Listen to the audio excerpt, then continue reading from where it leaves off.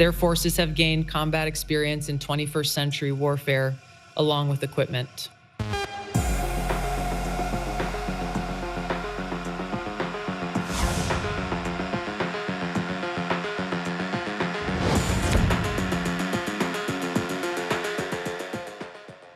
자, 몰랐던 이야기 더 시간입니다. 중동 전쟁이 이제 거의 한 달을 향해 가고 있는 지금 북한 김정은이요. 돌연 어제 열린 최고인민회의 시정연설에서 이런 말을 했습니다. 한국, 가장 적대적인 국가로 공인한다. 명확한 언사와 행동으로 철저히 배척, 무시해 나갈 거다. 우리 공화국을 건드리는 한국의 행위는 어떠한 고려나 주저함 없이 무자비한 대가를 치르게 할 거다라는 말을 던진 건데, 이영종 센터장님. 중동 전쟁 한창이 이 시기에 이런 이유가 뭡니까? 글쎄요, 뭐 누가 저런 공인을 해줬는지는 모르겠지만 김정은이 한국을 무시하려고 들수록 자꾸 존재감이 커지는 거, 네. 이거 상당히 신경이 쓰이는 것 같습니다. 일단은 대남 문제에 있어서는 좀 차단벽을 쳐가지고 한국으로부터의 어떤 영향력 이런 것들을 좀 차단하려는 게 있지만 예. 다분히 미국을 좀 의식한 측면도 있습니다. 노동당 대회라든가 최고인민회의 최근 열린 행사에서 김정은의 언사를 보면은요, 예. 미국에 대해서 아주 원론적이고 총론적인 비난은 합니다. 뭐 제국주의 뭐 어쩌고. 그런데 트럼프 대통령을 직접 거명하거나 미국 행정부를 구체적으로 격렬하게 비난하는 건 안 하고 있거든요. 네네. 아마도 트럼프 심기를 건드렸다가는 좀 곤란한 상황을 맞을 수도 있겠다, 이런 것도 있고요. 한미 간의 어떤 이간 이런 것도 있고, 또 하나는 지금 뭐 미중 정상회담이 미뤄지면서 조금 뒤로 밀렸지만 예. 트럼프와의 만남을 좀 준비하는 이런 느낌도 있습니다. 그러니까 어지러운 좀 정세 속에서 어쨌든 좀 이득을 좀 취해보려는 계산이 깔린 거다라는 설명을 해주신 건데, 이 중동 전쟁 와중에요, 김정은이요, 지금 이 말만 한 게 아니라 얼마 전에 영토 점령 훈련이다라면서 사실상 우리를 겨냥한 이런 훈련까지 벌였습니다. 김정은 북한 국무위원장이 신형 탱크에 걸터 앉아 있습니다. 탱크 운전석엔 딸 주혜가 고개를 내밀고 있습니다. 운전대를 잡은 주혜는 김 위원장이 가리키는 쪽으로 방향을 바꾸고 김 위원장과 대화합니다. 부녀가 탄 이 탱크, 북한이 지난해 10월 열병식에서 처음 공개한 신형 천마 20입니다. 북한은 보란 듯 신형 탱크 등 재래식 무기를 앞세워 군사 합동 훈련을 진행했습니다. 자, 저렇게 이제 주혜를 전차의 운전석에 딱 태우고 우리를 오늘 가장 적대적 국가로 이렇게 콕 집고 이러는 속셈이 뭡니까? 사실 그 김주혜가 위치했던 그 위치에 2년 전에 예. 김정은이 신형 전차를 탑승하면서 현장 지도한다고 했던 게 있거든요. 그때도 남측 지역을 완전히 점령한다는 식으로 해서 얘기를 했습니다. 그리고 김주혜를 대동하고 한 것은 예. 세습 구도를 이제 돈독히 하기 위한 그런 포석이 좀 있는 게 있고요. 이란 이 공습 상황하고도 사실은 연관되는 지점이 있는 것이죠. 북한은 이란과는 다르다. 그리고 베네수엘라 마두로 체포 작전인데 베네수엘라하고도 다르다라는 거 우린 굉장히 다르다. 각인하는 것이죠. 뭐가 다르냐 그러면 예. 북한은 일단 당장 쓸 수 있는 핵무기가 50여 개 이상 있다.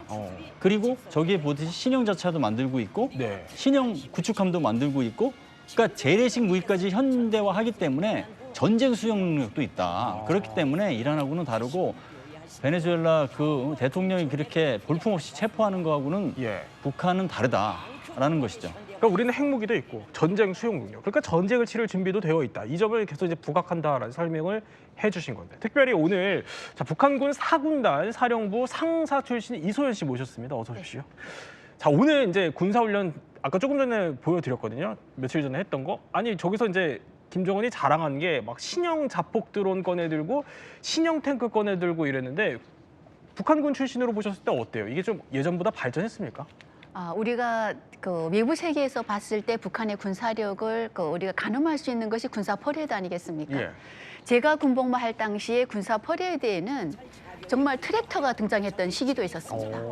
거의 그 소달구지를 연상시키는 예. 이러한 트랙터가 나올 정도로 거의 뭐 군사력 하게 되면 북한은 그 군인 머릿수로 이 훈련을 전투를 치러야 된다라는 식으로 보여졌는데 김정은이 등장하고서는 2012년부터는 화성 12부터 시작을 해서 다양한 종류의 미사일, 그러니까요. 사거리 예. 분류에 따른 미사일까지 지금 계속 내놓는 걸 봐서는 김정은은 아마 본인을 위해서 또는 체제를 위해서 군사력 강화에 굉장히 주력을 하고 있다라고 보아집니다. 그러니까 북한군 출신을 보시기에도 아까 나왔던 그 자폭 드론과 지금 탱크들 이게 상당한 수준으로 일단 보이긴 보인다. 그렇습니다. 자료 설명해 주신 겁니다. 이런 가운데 자, 미국의 정보 당국이요. 북한의 최근 또 군사력에 대해서 아주 흥미로운 보고서를 하나 내놨습니다. 발언 한번 들어볼까요? Its weapons of mass destruction, its conventional military capabilities, illicit cyber activities, and demonstrated willingness to use asymmetric capabilities poses a threat to U.S. and its allies, particularly South Korea and Japan, as their forces have gained combat experience in 21st century warfare, along with equipment. 그러니까 미국 그 국가정보국장의 말은 이 북한군이요. 지금 21세기 지금 벌어지고 있는 이 전쟁을 통해서 전투 경험과 장비들을 확보해 나가면서 군사 역량을 강화하고 있다 이렇게 판단을 한 겁니다. 반길주 교수님. 그러니까 러시아 우크라이나 전쟁에 직접 북한이 뛰어들면서 이 북한의 군사력도 점점 세지고 있다. 이 점을 미국 정보 당국이 인정한 거예요. 그렇죠. 북한과 러시아가 2024년에 이제 신조약 예. 동맹을 이제 결성하고 11,000명 이상의 병력을 우크라이나 전쟁에 보냈죠. 그러면서 얻은 게 세 가지가 있어요. 먼저 돈을 벌었죠. 네. 왜냐하면 용병으로서 돈을 벌었고, 두 번째는 전략 그 무기 기술을 받았습니다. 거기에는 이제 정찰 위성 관련 내용도 있고, 그다음에 전략 핵잠수함을 만들기 위한 소형 원자로, 그다음에 방공 체계도 사실은 받았어요. 그런 거 받은 게 있고, 마지막 세 번째, 이게 어떻게 보면 가장 그 파괴력이 있을 수가 있는데, 예. 현대전을 직접 체험한 것이죠. 거기에서 이제 드론전이라는 게 있고, 제가 우크라이나 그 띵크탱크 전문가하고 최근 예. 보면서 느낀 게, 북한군이 그 짧은 사이에 드론전에 대해서 거의 대가 수준으로 발전했다고 하더라고요. 대가 수준? 그러니까 만드는 것도 만들고, 네. 그다음에 운용하는 게 굉장히 이제 고도화됐다, 이런 식으로 오. 얘기를 하더라고요. 그게 실제로 이제 한반도 전장에서 사용된다고 하면, 한국군은 지금 드론전의 실전 경험이 없잖아요. 네. 그런 측면에서 이 사안을 심각하게 받아들여서 어떻게 이것을 그 상쇄할 것이냐, 이런 작전을, 이런 것을 네. 구상을 해봐야 될 시기라고 봅니다. 아, 그거 우크라이나 이제 당국자를 접촉했을 때 그런 얘기를 들으셨다. 우크라이나 예. 띵크탱크 전문가들이 아. 그렇게 얘기를 하더라고요. 우크라이나 쪽에서도 그런 얘기가 나올 정도로 정말 북한의 군사력이 어마어마해지고 있다는 건데, 자, 이렇게 러우 전쟁을 통해서 실전 전투 경험을 쌓은 데 이어서 지금 이란에서 벌어지고 있는 이 중동 전쟁을 통해서도 북한이 뭔가 이제 간접적으로 배우고 습득하고 있는 게 있다는 게 전문가들의 분석입니다. 그래서 21세기 지금 전쟁을 통해서 김정은이 배우고 있을 것들 한번 짚어보도록 하죠. 첫 번째, 미국도 뚫린다. 이거는요, 미국이 그 직접 전쟁 당사국인 이번 그 중동 전쟁을 통해서 특히 세계 최강의 미군도 뚫릴 수 있다. 이 점을 김정은이 알게 됐을 거란 겁니다. 아무래도 이 장면 때문일 것 같습니다. 굉음에 이어 폭발음이 들리고 붉은 화염 위로 검은 연기가 하늘 높이 치솟습니다. 현지 시간 3일 아랍에미리트 두바이 주재 미국 영사관이 이란의 것으로 추정되는 드론의 폭격을 받았습니다. 앞서 사우디아라비아와 쿠웨이트 주재 미 대사관도 이란의 드론 공격을 받았지만 모두 인명 피해는 없었습니다. 자, 이란이요. 두바이 또 사우디에 있는 그 미국의 외교 시설들을 저렇게 공격을 한 겁니다. 일단 북한 입장에서 생각을 해보면 이용수 대통령님, 미국도 그 본토가 아닌 곳은 완전히 방어하기는 어렵다. 이 점을 좀 알게 됐을 것 같아요. 그렇죠. 사실 미국 입장에서 보면은 해외에 있는 미국 대사관은 자기 영토나 마찬가지거든요. 예. 거기가 공격받았다는 게 이제 상당히 충격적인 거고, 미국 대사관 특히 중동에 있는 경우에는 이제 방어망 같은 게 꽤 나름 돼 있다고 하는데, 그래요? 그게 뚫린 거거든요. 결국은 그 방어망이 군집 드론, 많은 드론을 투입하고 미사일을 섞어서 이렇게 씀으로써 방어망에 좀 부하가 과도하게 걸려서 그걸 뚫고 지금 저런 사태가 벌어진 겁니다. 그러니까요. 예. 두바이에서 저런 일이 벌어진다는 건 상상도 못했던 일인데요. 김정은은 저걸 보겠죠. 보면서 예. 아, 이게 아무리 철저한 대공 방어망이 있어도 드론과 우리의 많은 미사일, 그것이 뭐 꼭 좋은 미사일이 아니더라도 네네. 무차별적으로 쏟아부으면 뚫릴 수가 있겠구나. 이런 전술이라든가 아마 교리 같은 거를 연구하면서 이거를 주로 아마 저게 뭐 멀리 떨어진 데 하기는 어려우니까 예. 대남 타격을 할 때 좀 자기네들이 힌트를 얻을 수 있는, 그래서 아마 교리를 발전해 나가는 이런 과정을 밟을 것 같습니다. 교리를 발전할 수 있다. 이소연 씨. 그럼 북한군은 평소에 그 미국의 방어 뭐 이런 전술에 대해서 어떻게 배워요? 사실 제가 군 생활할 때도 그랬고 북한군 병사들에게 군인들에게 교육하는 가장 주된 내용은 정신적 세뇌입니다. 그러니까 즉 뭐냐면 미군과 또 우리 한국을 지금 또 그 적대국이라고 하지 않았습니까? 예. 미국, 한국은 우리가 언제든지 싸워서 이길 수 있는 대상인 거예요. 그들의 군사력이나 지금 벌어지고 있는 이런 것들을 외부 세계에서 벌어지는 것을 직접적으로 보여주면서 교육을 하는 게 아니라 우리는 수령에게 충성하기 위해서 무조건 나가서 자폭 정신으로 이겨야 된다라는 정신적 세뇌만 하기 때문에 굉장히 그 북한군에게는 한국군과 미군은 아주 우스운 상대가 되는 겁니다. 언제든지 싸워서 우리 이길 수 있을 거야. 예. 이런 그냥 그 직접적인 세뇌교육만 시킬 뿐이기 때문에 아마 뭐 싸움에서 싸울 수 있는 뭐 전투력이나 이런 부분을 안 가르쳐주고 하는 그 좀비 같은 형태로 세뇌시킨다라고 봐야 되는 거예요. 아니 그러면은 지금 물론 저렇게 두바이 뭐 대사관 이런 거 피격당하는 모습 이런 거를 북한군에게 김정은이 알리지는 않을 것 같긴 하다. 만약에 알리게 된다고 한들 북한군 입장에서는 난 뚫릴 줄 알았다 이렇게 받아들이는 거예요? 아마 저게 북한에서 그 리비아 독재자가 그 죽었을 때 간부들만 모여놓고 보여줬는데도 그 간부들이 굉장히 그 공포심에 젖었다라고 합니다. 그렇기 때문에 병사들에게 절대 저 영상을 보여줄 리는 없을 것 같고요.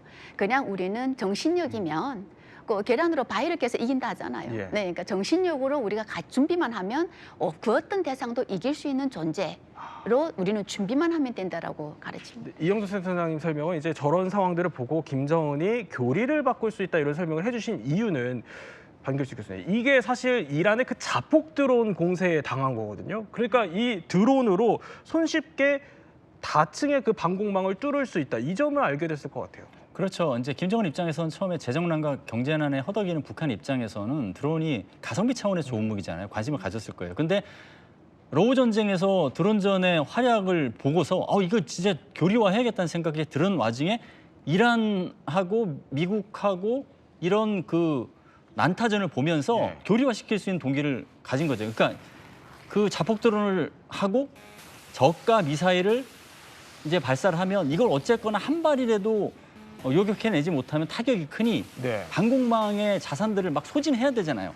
그 소진해서 빈틈이 생기면 고가 미사일로 공격을 하는. 이게 미국이 그렇게 공격을 했지만 사실은 미국을 상대로 북한이 이런 대응을 하기에는 더 유리해요, 이란보다. 왜냐하면 모든 종류의 탄도미사일, 그다음에 극초음속 미사일, 그다음에 전략 뭐 수락 미사일, 그다음에 뭐 사일로에서 나오기도 하고 뭐 저수지에서도 나오는 SMB 여러 가지 있기 때문에 섞어 쏘기에는 이란을 훨씬 능가합니다. 근데 네. 섞어 쓰기를 만약에 미국을 상대로 지금 이란의 전황을 보면서 응용을 한다 그러면 무궁무진하게 응용을 할 겁니다. 섞어 쏘기를 응용하면 아니 그럼 우리 어떻게 막아요? 우리나라가 막기 위해서 이제 한국형 삼축 체제도 있는 거고 한미 연합 방위 태세도 있긴 있는 건데 이스라엘에서 보듯이 아무리 촘촘하다 하더라도 방공망은 다 그 풀 가동한다는 게 힘들기 때문에 그래서 있는 개념이 킬체인이라는 게 있는 거죠. 그러니까 뭐 타격을 할 선제 가능성이 타격. 있다 그러면은 뭐 30분 내에 타격한다 임박하는 위협이죠. 그 선제 타격, 그 국제법적으로도 인정해주는 선제 타격이라는 방법을 접목시킨 이제 킬체인이죠. 우리도 상당히 대비를 해야겠다, 예의주시해야겠다 이런 생각이 드는데 이렇게 반길주 교수님이 이렇게 설명해 주신 데에는 자 북한이 앞서 이번 그 중동 전쟁뿐만이 아니라 러우 전쟁에서 이렇게 드론에 대한 기술을 직접 익히기도 했었기 때문입니다. 자, 지난해 10월 우크라이나 총참모부가 공개한 영상인데요. 북한 군복을 입은 한 남성 모습인데 이게 우크라이나의 총참모부에 따르면요. 이 남성이 북한 무인기 조종사로 다연장 로켓 시스템 포격을 조정했다 이렇게 알려지고 있습니다. 이게 우크라이나 수미주 상공에서 격추된 북한제 정찰 드론에서요. 이게 이 영상이 확보된 것으로 알려졌는데 반길주 교수님, 이러면 아니 전장에서 배운 저런 드론 기술, 북한 군인들의 드론 기술이 북한 군인 이제 돌아가서도 군대에 적용시켜서 체계화하겠어요? 이미 지금 하고 있다고 봐야겠죠. 원래 처음에는 그 우크라이나가 자폭도로를 운영하면서 북한군이 그걸 피하기 위해서 예. 뭐 그냥 총으로 쏘려고도 해보고 막 그러면서 피해 다닌다고 해서 오합지졸이었다는 얘기가 있었어요. 근데 불과 얼마 안 돼서 저렇게 직접 조종해서 우크라이나의 다연장 로켓까지 타격하는 모습이 나왔다는 것은 굉장히 빠르게 배웠다는 것이고요. 그리고 이게 실제적으로 부대에 단순하게 전수하는 것을 넘어서 북한 차원에서 전략 무기화한다라는 그 어떤 메시지가 이번에 9차 당대회를 통해서 나왔죠. 네. 6개 무기 중에서 하나가 AI 무인 공격 종합체예요. 이거는 사실은 러브 전장에서 배운 드론전을 전략 무기화하는 어떤 그 수순을 밟겠다는 예. 것이죠. 아니 저렇게 직접적인 뭐 정황들도 나오고 그러면 북한군은 지금쯤 어떻게 배우고 있을까요? 사실 김정은 정권 들어와서 생긴 예. 부대들이 있지 않습니까? 전략군이라는 새로운 부대도 생겼고 미사일 부대도 또 새로 만들기도 했습니다.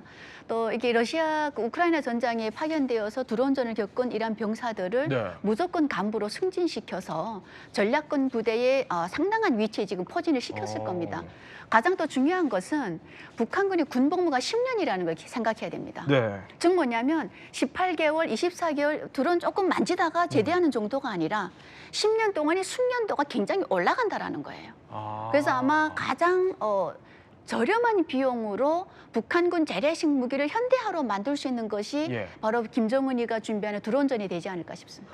그런데 자, 이 중동 전쟁을 통해서 지금 얘기를 좀 더 해보면은 드론도 드론이지만 이란이 자꾸 꺼내드는 무기가 있잖아요. 기뢰. 네.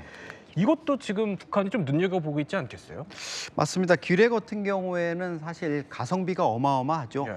그 큰 함정이라든가 이런 것들을 한 뭐 200~300만 원짜리 우리 돈으로 한 200~300만 원짜리의 기뢰로 무력화할 수가 있거든요. 91년 이제 이라크전이나 이런 데서도 보면은 그 미군 순양함 한 척이 한 9,000톤급 되는 게 네. 기뢰 한 방에 그냥 거의 무력화되는 이런 상황들이 있었고요. 이번 같은 경우에 또 뭐 기본적으로 이란에서 이런 위력이 확인됐잖아요. 호르무즈 해협에 사실 기뢰가 지금 투하된 것도 아니거든요. 예. 일부 선박들이 이제 다니고 있는 이런 상황인데 이란이 기뢰를 뿌리겠다고 위협하는 것만으로도 네. 미국이 여러 가지 뭐 작전을 통해 가지고 그걸 무력화시키고 기뢰 예. 부설함을 폭발을 시켰지만 그거 자체로도 어마어마한 위협, 호르무즈가 봉쇄될 수 있다는 이런 위협으로 되면서 국제 유가 이런 거에 뭐 휘청거리는 이런 상황이 벌어졌기 때문에 이 기뢰의 어떤 위력이라든가 이런 것들 김정은도 유사시에 한반도 연안이라든가 특히 주한미군뿐만 아니라 전시 증원 전력이 부산항으로 들어와야 되잖아요. 예. 이런 부분을 차단하는데 김정은으로서는 기뢰가 정말 유용하겠구나 이런 생각을 할 수 있죠. 반 교수님, 그럼 북한은 기뢰를 얼마나 갖고 있어요?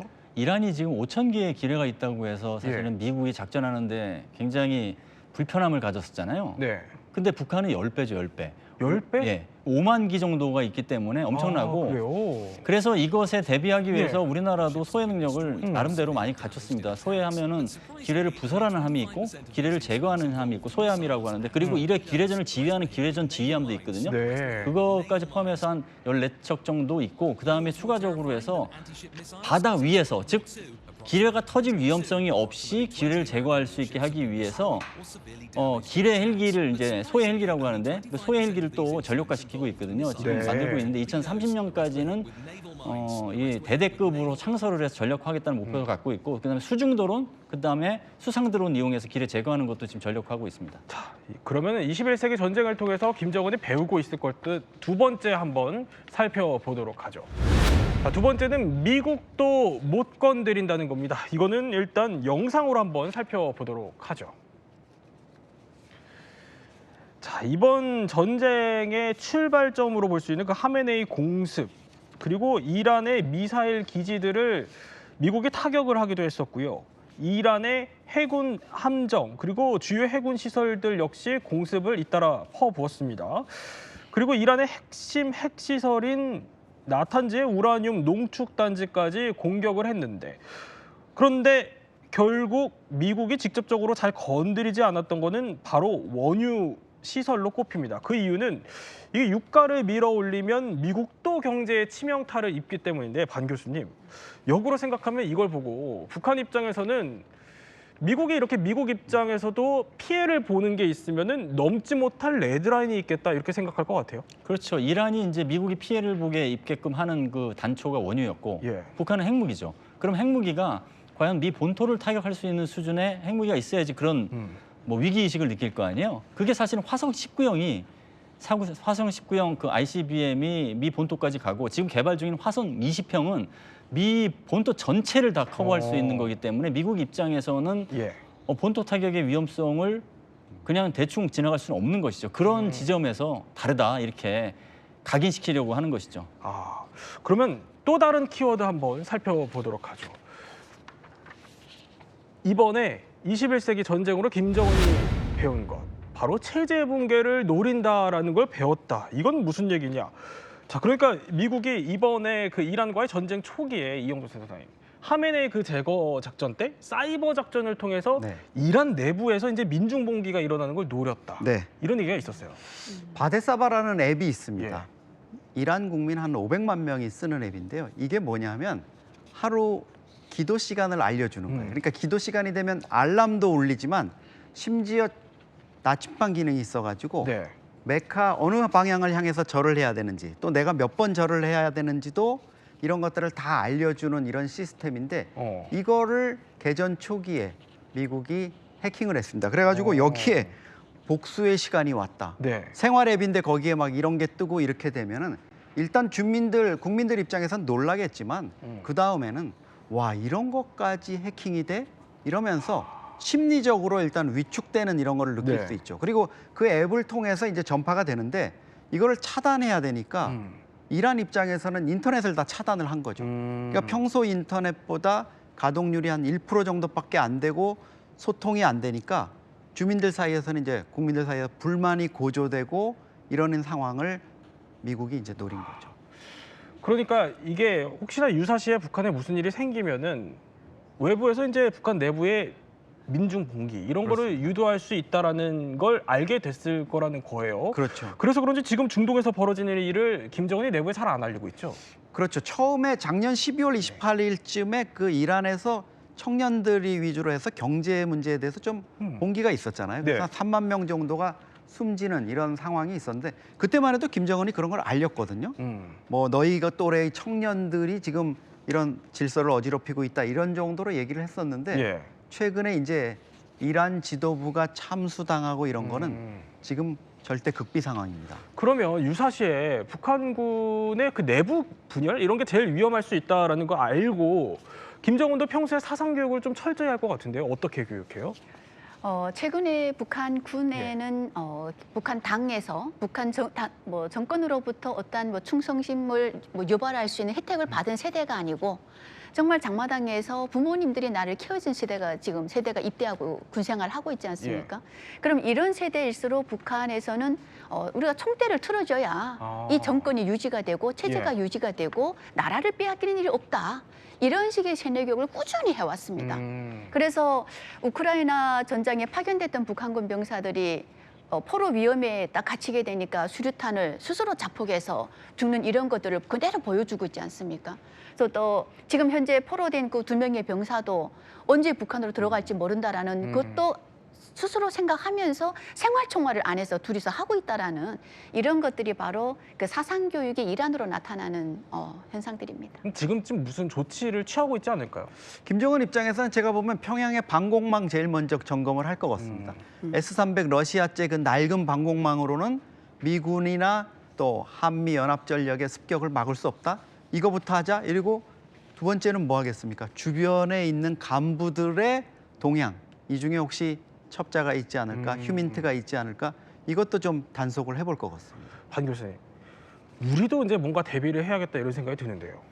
그렇죠. 북한이 이제 오판할 수 있을 것 같아요. 예. 지금 이란과 베네수엘라가 저렇게 무너졌지만 북한은 그렇지 않다고 핵무기가 있기 때문에 그래서 그 핵무기를 등에 업고 그 도발을 더 강화할 수 있어요. 신형 전차 이제 얘기하듯이 뭐 이렇게 현시하면서 네. 점령까지 얘기하잖아요. 그 와중에 핵무기만 믿고 너무 고강도 도발에 나설 그런 오판의 소지가 있기 때문에 오판을 그럼 어떻게 줄일 것이냐. 그래서 뭐 한미 연합 방위 태세, 그다음에 자강에 기반한 뭐 말씀드린 것처럼 한국형 삼축 체제 이런 것까지 공고화하는 게 필요하겠습니다. 네, 또 세 분과 함께 현대전을 경험한 북한의 군사력 변화 그리고 우리의 대비책까지 한번 짚어봤습니다.